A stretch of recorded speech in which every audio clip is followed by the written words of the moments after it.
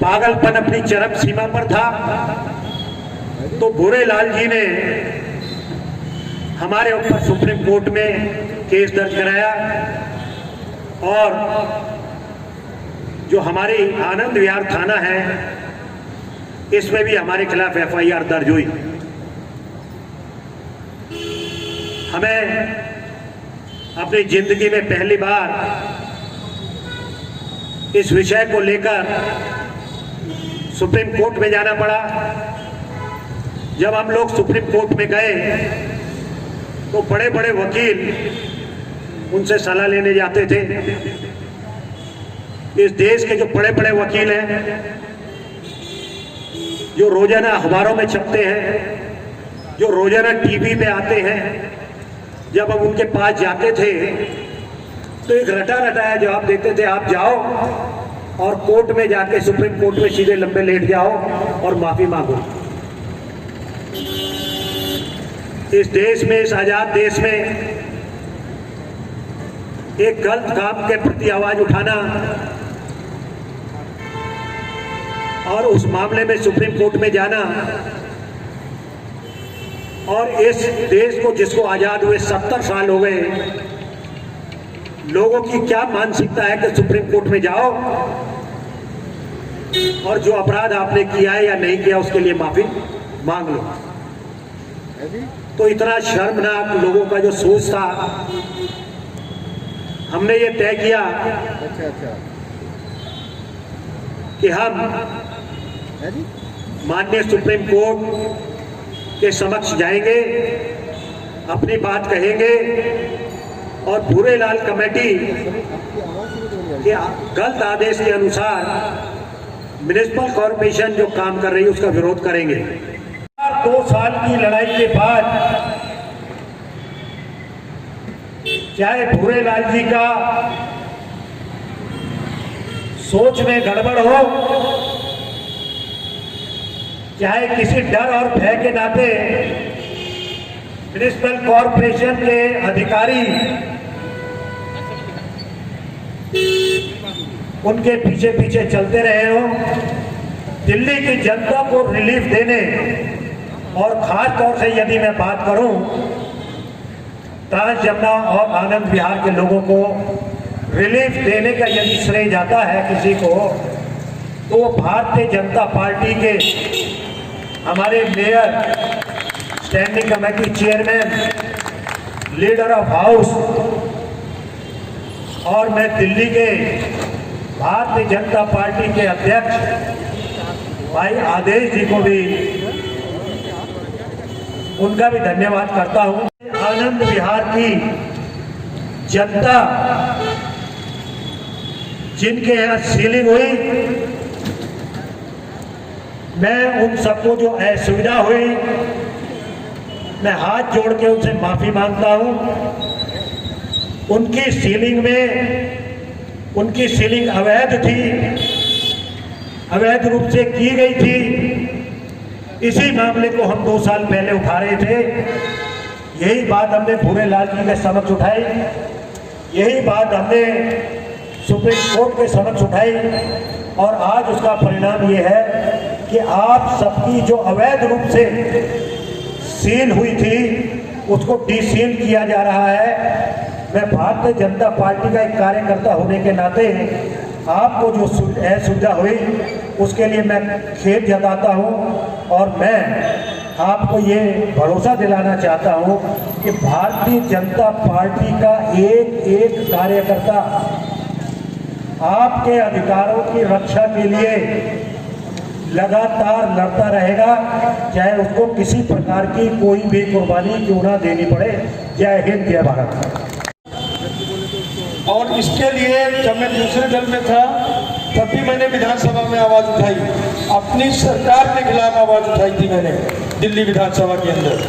और माननीय आदरणीय शर्मा जी यहाँ उपस्थित है, मैंने सदन में कहकर कहा था कि मेरे राजनीतिक मतभेद किसी के साथ नहीं हो सकते हैं, लेकिन सीलिंग एक ऐसा दीमक है जिससे लोगों के पेट पे, रोजगार पे लाज लगती है।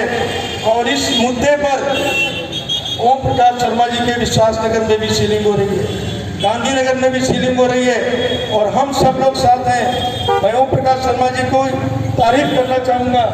जब मैं दूसरे दल से विधायक था, उसके बाद सदन में ओम प्रकाश शर्मा जी खड़े हुए और बोले स्पीकर साहब, इस मुद्दे पे हमारे कोई राजनीतिक मतभेद नहीं है और हम सीलिंग के खिलाफ सब लोग सदन में एक साथ खड़े हुए। और उसका नतीजा ये हुआ कि आवाज़ केंद्र सरकार के पास भी गई और केंद्र सरकार ने हमेशा कि लोगों के यहाँ पर सीलिंग न लगे, ये हमेशा कोशिश की है। लेकिन जो एक जिस दल में था, उसको आप लोगों की बात कह सकते हैं। हमसे ज़्यादा तो अरविंद केजरीवाल को मैं समझता हूँ आप में से कोई आदमी नहीं जानता हूँ, जितना मैं जानता हूँ। मैं उनके बीच में रहा। वो व्यापारियों की हित की बात तो करते थे, कहाँ? टेलीविजन पर बैठकर। व्यापारियों की सीलिंग के खिलाफ बात करते थे, कहाँ? प्रिंट मीडिया के सामने। लेकिन मैं एक बात कह देना चाहता हूँ कि अरविंद केजरीवाल कभी दिल्ली की जनता, दिल्ली के व्यापारियों के लिए सीलिंग के खिलाफ अगर तुम्हारा कोई भी मंत्री उतरा हो, तुम अगर सब उतरे हो तो जो सजा तो हमको दे देना हो। लेकिन अगर कोई व्यक्ति, मैं जब भारतीय जनता पार्टी से विधायक बना, निर्मल जैन जी नेता सदन थे, हम लोग हाउस में भी मैं नॉमिनेटेड मेंबर था। सीलिंग की जब भी बात हुई, हमने हमेशा इनका माननीय निर्मल जैन जी के साथ हम लोग खड़े रहे। और आज जब से वो मेयर बने हैं, 4 बार हमारी गांधीनगर के व्यापारियों के साथ लेकर मैं आपको मिला। जिस दिन ये प्रस्ताव जिस दिन पास हुआ और ये सिस्टम जिस दिन यहाँ लागू होना था, माननीय निर्मल जैन साहब का रात शाम को 7:30 बजे मेरे पास फोन आया, बुलाली जी एक बहुत बड़ी खुशखबरी आपको देने जा रहा हूँ। मैंने कहा सर वो क्या है? बोले आनंद विहार में आपको आना है और जो सीलिंग हुई है, हम डी सीलिंग का कार्यक्रम वहाँ पर कर रहे हैं और आपकी गांधीनगर विधानसभा में सीलिंग हुई है। आपके वहाँ के निगम पार्षद जो काम पुराने लोगों ने किया था, उनके कारण, उनके कामों के कारण, अगर वो इलीगल थे तो उनके कामों के कारण जो वो फैक्ट्रियाँ सील हुई थी और जो अब द्वारका चले गए या खेड़ा खुर्द चले गए, नरेला चले गए, उनकी जगह जो अब छोटे छोटे कामगारों ने, छोटे छोटे उद्यमियों ने ली थी, वो भी उसी मार को झेल रहे हैं। मतलब वो कंटिन्यू हो रहे हैं नोटिस। जो आदमी दुकान खरीदता उसे नहीं पता कि इस पर कोई नोटिस है या नहीं है, ये सील्ड दुकान है या नहीं है, वो सबसे ज्यादा भुक्तभोगी। तो जिस तरह से भारतीय जनता पार्टी और हमारे माननीय महापौर श्री निर्मल जैन जी और स्टैंडिंग कमेटी के चेयरपर्सन और सारे निगम के नेता इतनी मुस्तैदी से ये काम कर रहे हैं और उन्होंने दिल्ली के व्यापारियों को इससे निजात दिलाई है, इसके लिए वो एक बहुत बड़े अभिवादन, अभिनंदन डिजर्व करते हैं। मैं जोरदार तालियों से उन सबका सम्मान करना चाहूंगी, आप सबका सहयोग चाहूंगी इसमें। आज तक वैसे स्मोक टावर नहीं लगाए। ग्रीन सेल्स का 1,01,87 करोड़ रुपया जो आपसे, हमसे पॉल्यूशन सेल्स के नाम पर केजरीवाल साहब ने वसूला, वो खर्च नहीं किया। दिल्ली के लोग जहरीला पानी पी रहे हैं, अमोनिया युक्त पानी पी रहे हैं। दिल्ली के एसटीपी प्लांट उन्होंने प्राइवेट कंपनियों को दे दिए। जो 14 नए प्लांट लग रहे थे वो लगाए नहीं और वाटर ट्रीटमेंट प्लांट की हालत बहुत खराब है। आज इस अनारकिस्ट सरकार से लोग पूछना चाहते हैं कि सड़कों पर जगह जगह लोग एक बैनर लेके खड़े हैं, गाड़ी ऑफ कीजिए, पोल्यूशन साफ हो जाएगा। मुझे ये बताइए, 1500 रुपए पर व्यक्ति ये पैसा दे रहे हैं, उस व्यक्ति खड़ा है तो प्लेकार लेकर के खड़ा है, उसको 1500 रुपए प्रति व्यक्ति दे रहे हैं। क्या उससे पोल्यूशन खत्म हो गया? क्या इन्होंने कोविड के समय में आपके मेरे लोगों घरों में फोन करके पूछा गया कि आपका ऑक्सीजन लेवल क्या है, उसको 1500 रुपए पर हेड दिया, पर पेशेंट दिया। तुरंत आप दिलवाएं इनको पूरी तरीके से। वैसे तो लगे हुए हैं आप स्वयं खुद ही, हमारी चिंता आप करते हैं। लगातार हफ्ते में मेरे ख्याल से कॉरपोरेशन के निमित्त तीनों महापौर हफ्ते में 2 बार तो कम से कम अध्यक्ष जी के साथ हमारी लगातार लंबी बैठकें रहती हैं। और छोटी छोटी बातें जो सामने आई हैं, हम सब लोग निगम के आपके साथी हैं, हमारे निगम पार्षद दिन और रात मेहनत करते हैं। आप सब लोगों से मेरा निवेदन है, कभी भी कोई किसी तरीके की बातचीत हो, हम सब लोग मिलकर के आपके साथ खड़े हैं। और हमारा संगठन, पार्टी संगठन, हमारे जिलाध्यक्ष भाई रामकिशोर जी, हमारे सभी लोग दिन और रात आपकी सेवा में है। कहीं भी कोई कठिनाई, कोई दिक्कत आए आप हमें बताओ। और मैं बहन गुंजन गुप्ता जी ने जो इतना सुंदर कार्यक्रम ये आज संजोया है, और उनके क्षेत्रवासी भी आज बड़े गदगद हो रहे हैं। और इसके बाद यहीं से ही अध्यक्ष जी सामने शरद विहार में डीसी लिंक की एक वो करेंगे सिंबॉलिक रूप से। मैं बहन गुंजन गुप्ता जी से कह रहा हूँ कि आगे का कार्यक्रम शुरू करें। बहुत बहुत धन्यवाद।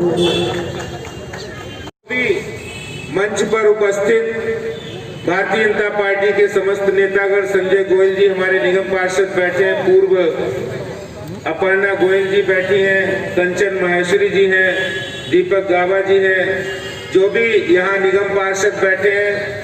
और इसके साथ ही साथ इतनी बड़ी संख्या में यहाँ पर जिन लोगों की प्रॉपर्टी डिसील होने जा रही है वो सब यहाँ बैठे हुए हैं।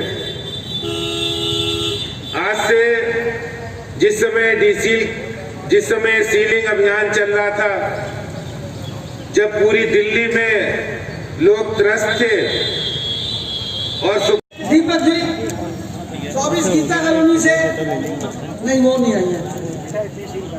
25 से शास्त्री पारा रोमेश जी, 26 से कंचन महेश्वरी जी, 27 से रघुपुरा से श्याम सुंदर जी, और 30 से हमारे जो है वहाँ पर हमारे पार्षद नहीं है लेकिन मंडल अध्यक्ष और हमारे संजय गोयल जी, हमारे पूर्व महापौर भाई संजय गोयल जी, आप आ जाए। 30 से आ जाइए आप। 13 से हिमांशी पांडे, 14 से शकरपुर और संतोष पाल जी के यहाँ से, 15 से हमारे 16 से गोविंद जी आए हुए, गोविंद जी 12 से वो आए हुए हमारे पूर्व महापौर 12 से।